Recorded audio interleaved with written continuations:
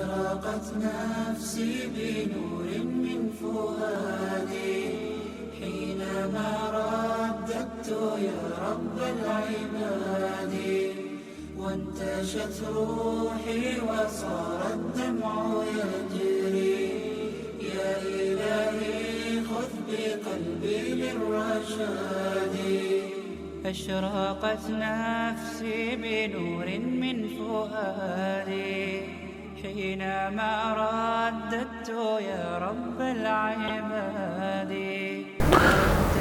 بسم الله الرحمن الرحيم والصلاة والسلام على أشرف المرسلين محمد الأمين وعلى آله وصحبه أجمعين.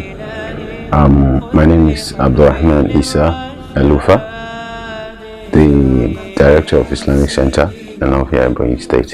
Alaikum assalam wa rahmatullahi wa barakatuh. My name is Umar Musa Ikilo and I'm the Executive Director of Amanatullah Legacy Foundation. Well, my name is Engineer Muhammad Sami Momodu. I'm the board member of Amanatullah Legacy Foundation. Nimata Omar Ikilo. I'm a member of the board of trustees of the Amanatullah Legacy Foundation.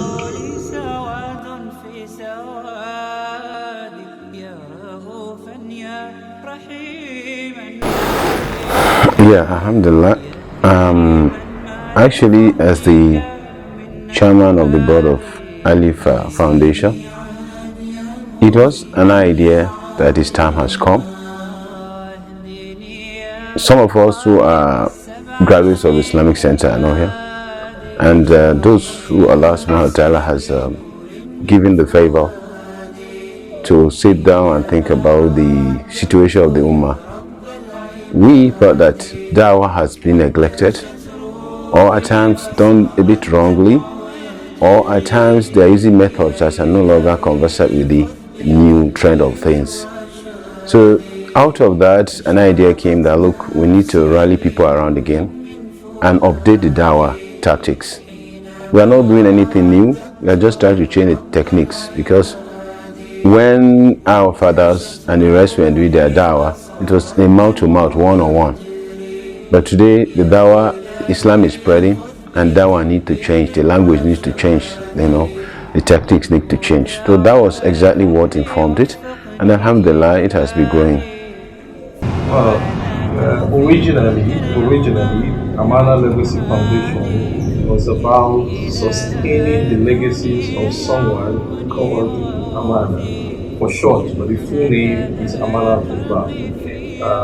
He was somebody who was a mentor, a teacher to a lot of us who were students. So some of us came together to say we need to sustain and promote the legacies of this great man, and so we decided to form a foundation in his memory and named it after him, Amanatullah Legacy Foundation, or another short form of it is Amana Legacy Foundation. Well, Amanatullah Legacy Foundation is an NGO, a non-governmental organization, an Islamic one in this case, and it was founded by like minds that were tutored and trained by a very high respected Islamic personality, the person of Sheikh Muhammad Amanatullah of blessed memory. So some of his old children that trained and tutored came together and decided to establish a foundation in his memory to be able to continue his legacies and sustain some of his vision that he started. So that's how Amanatullah Legacy Foundation was formed.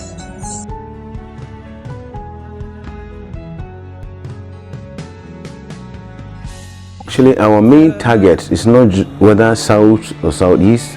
Why southeast became the principal target, because actually that was what is our alma mater, and that was where we found the reason to start the movement itself. But our main focus is when a Muslim embraces Islam, he must be educated. That's the main thing, whether it's from the southeast or whether it's from the southwest. Like this time around now, we're trying to have a center here in Benin, So that center is going to serve the whole country. So if we have a new Muslim in the north that need to learn Islam, we bring him here. We have a Muslim in the southeast, we bring him here. So it's all over Nigeria. Yes. Well, the main reason, like you said, was to promote the legacies of this very great man and the teacher and the mentor,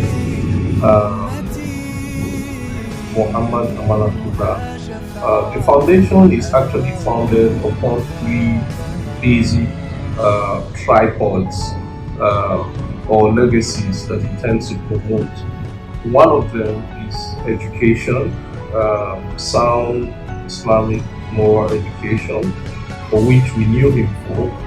And the second one is social welfare, reaching out to the less privileged and the vulnerable amongst us, amongst our communities, and giving whatever assistance we can provide to the less privileged. And the third one has to do with capacity building, human capacity building, as well as sharing the good message of Islam with other people. So these are the three cardinal objectives of the foundation. Yeah, we have some of the programs. ALEF also is sometimes empowerment. Yeah, there are some areas of empowerment. For some students, we have scholarship for some students. Even in the Islamic Center, we have scholarship for students, and also we have training for new converts. Like in the Islamic Center, I remember last semester precisely, we had a training for 2 months. We have trainings that are organized on a weekly basis, and we have a whole Dawah program that is ongoing. So it's not only restricted to some of these things. We look at the needs, and if it's going to push our goal of spreading the Dawah, and we just put our hand in it. Well, like I said earlier, it's an Islamic non-organization foundation. So basically, all our activities are all surrounded around Muslims and Islamic activities.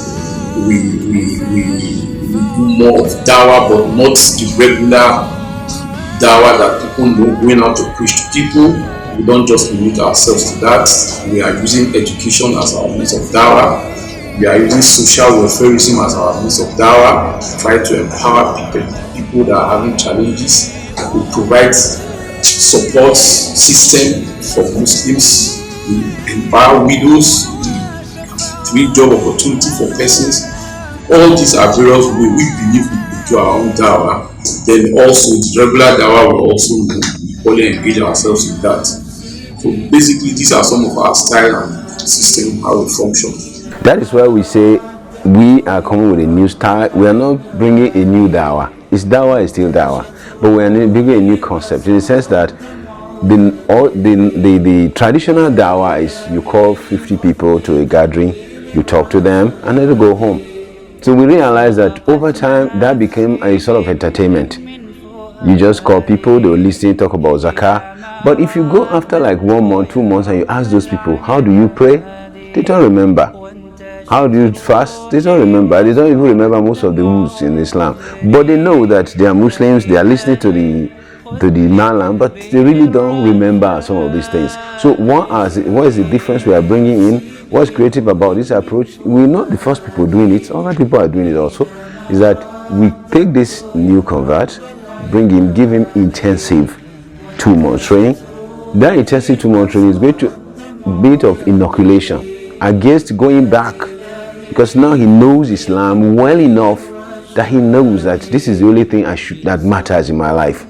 But if you just pick someone on the street and you make them a Muslim, the next day they go back to where they came from. And the first challenge that comes to their life, they just relapse and they go back to whatever they were doing before. So this is our focus, that we bring this person out, teach him, train him. We discover that 2 months, 3 months is enough to give that 360-degree turnaround. And we've experimented it and we've discovered that it's the best thing, it's the best approach. Well, I don't have any written document before my hand here, but from what I can remember from my memory, ALEF Academy within the last 3 years has done so much. Most of our activities started from the southeast because they were more or less as intervention programs for Islamic Center. Most of the time, we bring interventions to the Muslims in the southeast, especially the communities around the Islamic Center. The Islamic Center itself has been on one leg, the second leg has been the ALEF Foundation. We have done a lot. We have done medical interventions even to the community, Muslim and non-Muslims. We've given lights to even some of the communities who have no lights, and even within the Edo State, I remember last year we commissioned a multi-million-dollar Naira mosque here in Edo State, and right now we have ALEF Academy Foundation, a school that is running. So it's been a lot to talk about. In fact, it needs a book. We really want to talk about it, but these are just a few things I can talk right now, and the dawah is still growing and the activities are growing exponentially. Alhamdulillah, in 2001 we came together and we explored the need to set up a school that was going to be modeled after the very school where most of us received mentorship and training from this very great man. And we were able to set up the ALEF school, which is geared towards raising children who are very sound academically as well as very conscious morally. And we were able to set up a school in Edo State. It's a full educational facility. It's a boarding school, both for day and boarding. And there we have students who are quite active when it comes to Islamic education, when it comes to secular education, who are quite intelligent with that. Like I said, the cardinal tripod upon which the Amana Legacy Foundation stands is one, solid education, promotion of solid education. The second one is social welfare and human capital development. And the third one is dawah, sharing the good message of Islam with humanity. In these three areas, we have been able to achieve a lot in about 2-3 years that we have been in operation. For education, we set up a school in Ewu. It's an Islamic school or a faith-based school modeled after the very school most of us graduated from. It's a school that has boarding facilities. It's also co-educational, both male and female, and it has performed excellently well so far from what we are seeing from the kids and children that we have been training and teaching over there at the school. We have also set up some sort of welfare programs for vulnerable individuals, orphans, widows within communities. We have given empowerment materials to vulnerable individuals to develop them in terms of their capacity. We have also trained youth and women in different skill sets and vocational endeavors. Some in fashion, some in agriculture, and other areas. We have built a mosque in some communities and then contributed to the building of mosque in other communities that needed a mosque. There is a central mosque in Irwa that we had to build from scratch, for the community in Eastern Central Zone of Edo State. So these are some of the achievements of the foundation so far. Recently, we intensified in the area of sharing Islam, the message of Islam, with communities, especially focusing on southern Nigeria. We set up a sort of Dawah Academy where we train Islamic workers. They go out, they share the message of Islam, and they bring, whoever is interested in learning about Islam to our centers to learn more. And if we have reverts, we try to give them sustainable training that we give them a very strong grounding in religion and give them a proper understanding of pristine Islam as it was preached by our Prophet Muhammad sallallahu alaihi wasallam. And this is something that we are going to continuously do, inshallah, as far as Allah gives us the opportunity to do that. Well, Alhamdulillah, Allah has been very merciful to us. I think basically because of our intentions and our vision and how sincere we are with what we set out to achieve, Allah has been very kind. Sometimes when we even think we are almost hitting the rock, from nowhere Allah will just surprise us. So our financing has actually been by donors and sponsors from meaningful individuals, well-meaning Muslims across the country, but it has always been coming. Surprisingly to us, it has always been coming, and we've never had any time we set out to achieve a program or a project that we got stuck in it. We always finish what we've set out to achieve by the grace of Allah. A lot of them, we just successfully built and commissioned one of the biggest mosques in the Edo State, in Iwa precisely, and we have a school. We have a school out of over 100 students, a boarding school for that matter, state-of-the-art boarding school in Iwa, still in Edo State. So our achievements are numerous across the country. So for Amanatullah Legacy Foundation, the activities we are engaged in were primarily in dawah-focused body, keeping with the spirit of the person of later Amanatullah, Sheikh Amanatullah. So our Dawah project is carried out through the establishment of schools, Dawah Center, and we are also involved in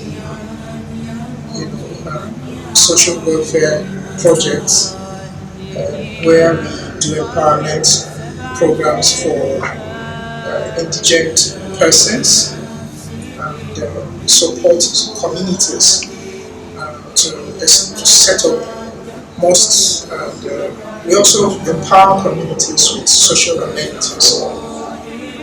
Basically, that's what we do.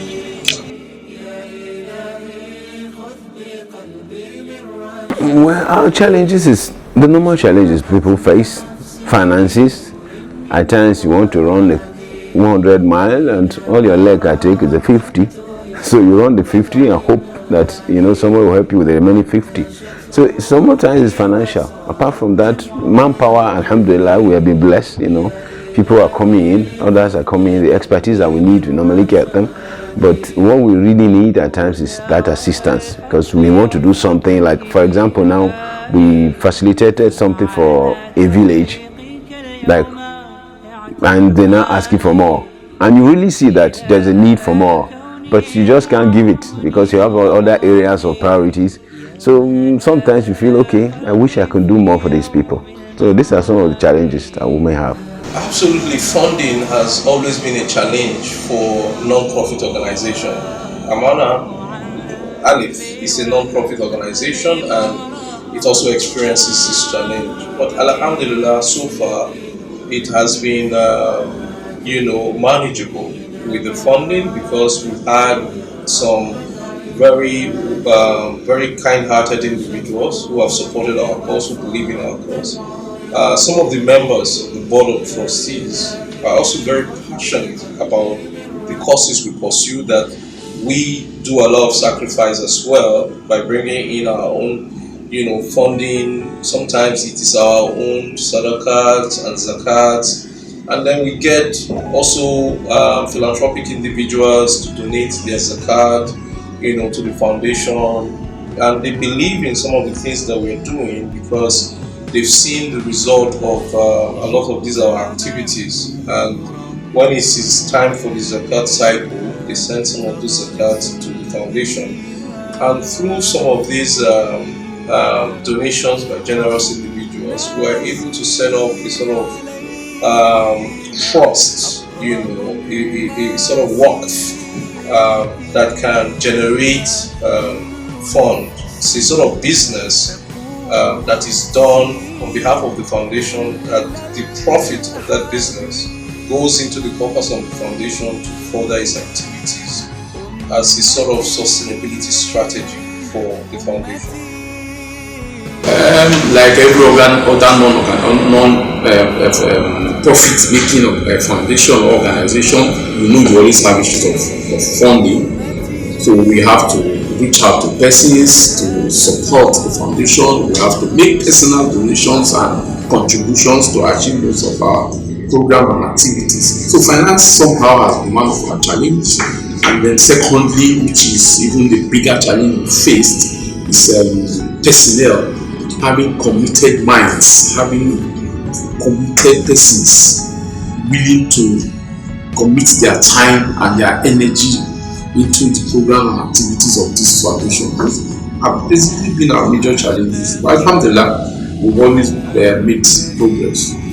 Major challenge I think we have encountered is with manpower and commitment of staff.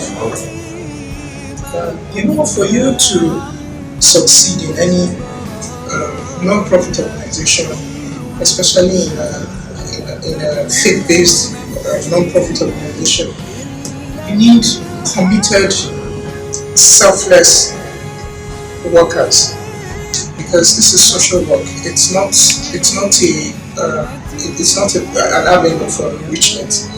So, being able to find that crop of workers who would give it their 100% without expectation of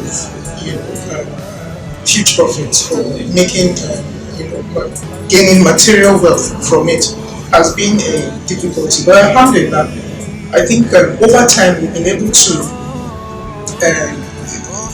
sieve out a crop of workers who have proven to be committed to the cause. Well, one of our greatest challenge has been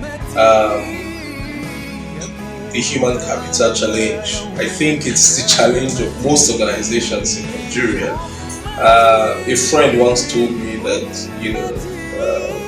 one of the challenge of finding the right people is like looking for gold. You have to dig through a lot of sand before you find gold. So it's been a challenge, but alhamdulillah, I think we're surmounting that. We've been able to gather a very committed team of very passionate individuals who understand the assignment, who understand the vision, and that's because some of them were also products of this very great man who inspired this very foundation. They attended the same school, they received the same mentorship, so it's easy sometimes when we call for interview to get some of them who understand this assignment because they know who this man was about and they understand that yes, this is the legacies we are supposed to promote, and they are able to key into it. And we are actually dealing with that, and we are trying to get in more individuals, whether they were alumni of AFICO or not.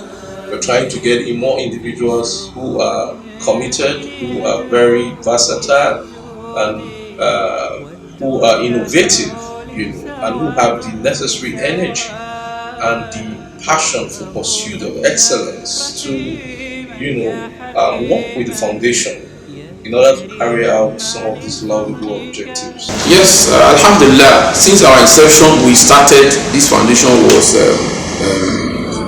originally commissioned and registered in the year 2021.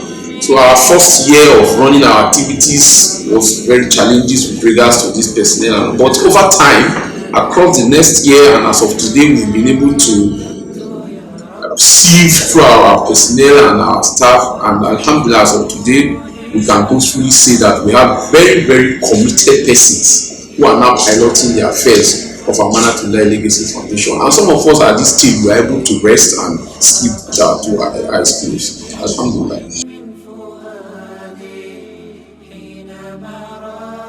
Right. You see, sometimes ideas are born out of the community, because the students of Sheikh Amanatullah and the community, because we understand ourselves. So if I pick a call now and I call somebody I met in the university who doesn't know center, and I say, you know what, we need to do dawah. Dawah will be the last thing on his mind, because he's also think dawah as a priority in his life. But if I call a student in Islamic center and I say, you know what, we want to do dawah, and he says, why dawah? So you do know Sheikh Amanatullah used to send us out to go and do dawah. So that makes us a community. So when these ideas start, they always start with the community who understand themselves. They now grow beyond. But we have reached that stage now. We are now leaving that community and we are now going beyond. So people will now see what you are doing and say, wow, this is beautiful. Like when we're commissioning the mosque in Ewu, somebody just came out and said, oh, this is a beautiful thing. I donate 1.5 million. Another person say, oh, wow, this is beautiful. I donate 2 million. And I say, oh, this is nice. Why don't I contribute 10 million? You see, it's not like I'm bringing people in. But you cannot start a foundation with people who don't share your ideas. That is just, so it's open for everybody. And we are also having investment that will sustain it, inshallah, in the long run. Even if nobody is around, it will continue. Yeah, of course, we run ALEF like a very standard organization, the way other organizations work. We recruit based on merit, and we look for excellence, and ability to deliver in individuals, and we structure a remuneration system to cater for the skill set that individuals are bringing. But like a non-for-profit, we are not a profit-driven organization, so individuals who work with us, what we look for primarily is the passion, and whatever honorariums or stipend or allowances come after that, but the passion and the zeal is the most important thing, and the skill set that they bring to on board. And we have been able to gather a team that are very committed, and we are also committed to their welfare. Some of our staff, we have been able to also extend some of the benefits of the foundation to them. We involve them in a sort of loan revolving scheme. They are able to access loan, they are able to access sometimes grants whenever there are those grants. We organize a lot of human capacity building. We give them training, sometimes outside of their zone of operation. We send them outside for training within Nigeria or other parts of Nigeria. So we are continuously committed to building a family or a team of workers that are very passionate and are very committed to promoting the ideals of the foundation. When you're talking technically, you're talking from the human perspective. It's good to worry, to say, okay, you know what if I'm dead? What if somebody's gone? What if? But as Muslims, we really don't think too much about these things. You know why? Because the next stage belongs to Allah. We never thought one day that we'd be doing this. And I don't even take Shema to even thought maybe my children will do this. So who knows? We have plans that, okay, if I'm not there, Mr. A will take over.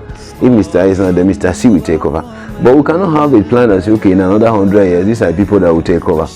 You get what I'm saying now? For example, this school that came to Islamic Center was brought by an Igbo person. But today, the dawah that sprang out of the center is happening outside the Igbo environment, but inspired by the same center. So we believe that anything you do sincerely for Allah, Allah will take care of the rest. That is normally what happens. Even this whole idea came up as a discussion, like, could we do this? Umar called me, this is what I'm thinking, and everybody thought was, okay, why don't we do this? It's a good idea. And boom, this is 2 years. So we believe that Allah is seeing what we are doing, and we are going to do it sincerely enough that He knows that these people need those who are going to assist them. And from nowhere, Allah will bring people. Exactly. ALEF is not an organization about any individual or a set of individuals.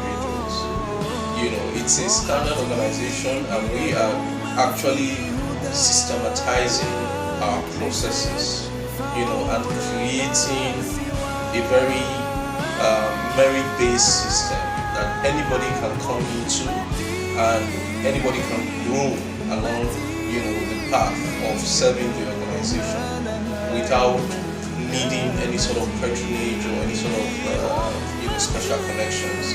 I may be the executive director today by the decision of the board of trustees, but I may not be there, for a long time. Anytime I can move. So we have a system in place, and in fact, the very rules of the country where we are registered, Nigeria, the Corporate Affairs Commission Act, that's the Companies and Allied Matters Act, as amended, has already provided a system of operation for non-governmental organization or non-profit organization. So we try as much as possible to adhere to that system. There is a board of trustees.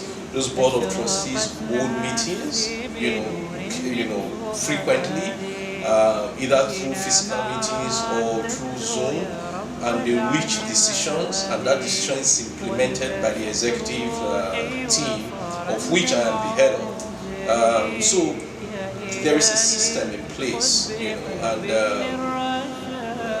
no matter what happens, you always have a system of, those coming in and those going out. So sustainability is not really a problem because it's not a one-man show, neither is it a family business.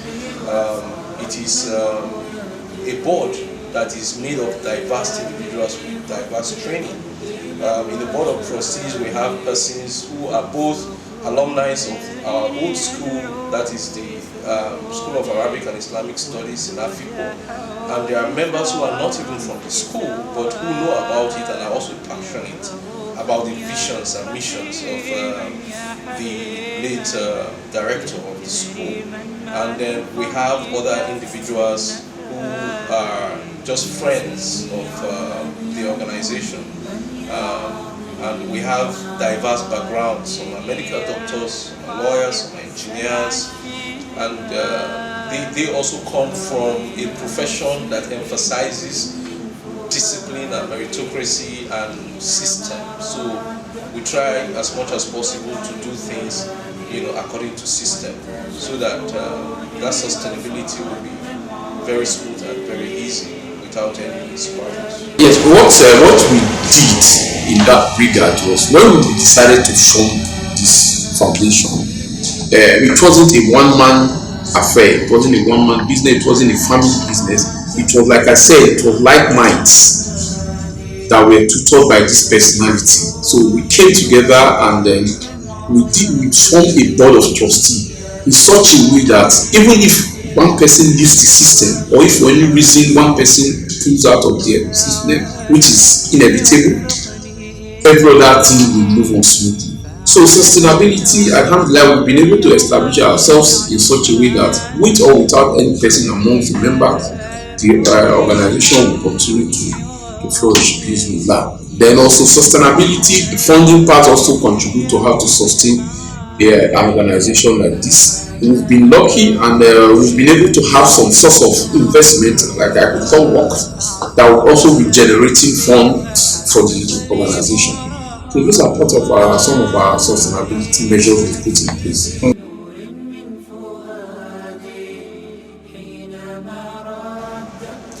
Well, Amana Legacy Foundation, we are based in mainly Abuja as the headquarters, but Edo State also as our own operational center, within southern Nigeria. In Abuja, we are at the capital hub, Amar Bellowe. In Edo State, we are at Ubo, Uju, actually, off Wasuta. We have a Dawa center there, which is our operational center within Edo State. Yeah, like every meaningful organization, we have our website. We are on all social media, Facebook, TikTok, Instagram. We have all the social media, but we have a website, www.amanalegacy.org. So if you visit that website, you gain access to all our other social media handles, contact, our physical address, and all that. They are all available.